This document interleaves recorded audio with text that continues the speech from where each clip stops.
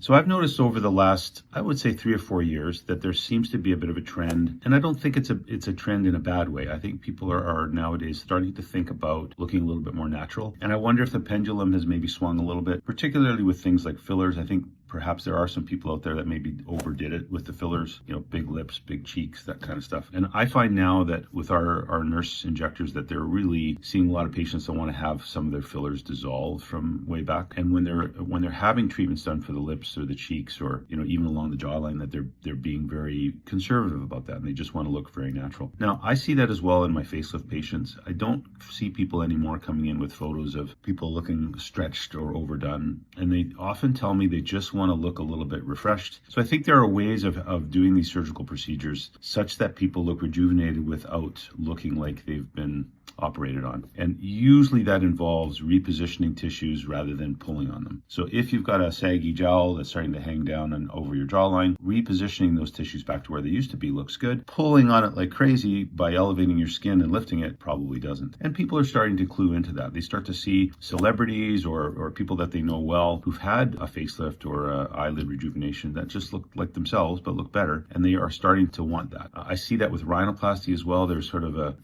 places in the world where people kind of overdo it a little bit with the rhinoplasties, and we start to see those results on the internet, and then people start thinking, maybe that's a little extreme and maybe that looks a little unusual. So people are often coming to me saying, I don't want that look. I prefer to look like myself, but just a little bit better. So I think those are, if you want to call them trends, you can. Maybe it's just a reality check for people that overdoing things doesn't actually look better, and getting more of a change or more of a pull or more tightening isn't really necessarily looking better. So I'm kind of glad for that. I like people to not look like they've had surgery. I think that's super important to me, and I'm glad that more and more of my patients feel that that's important as well.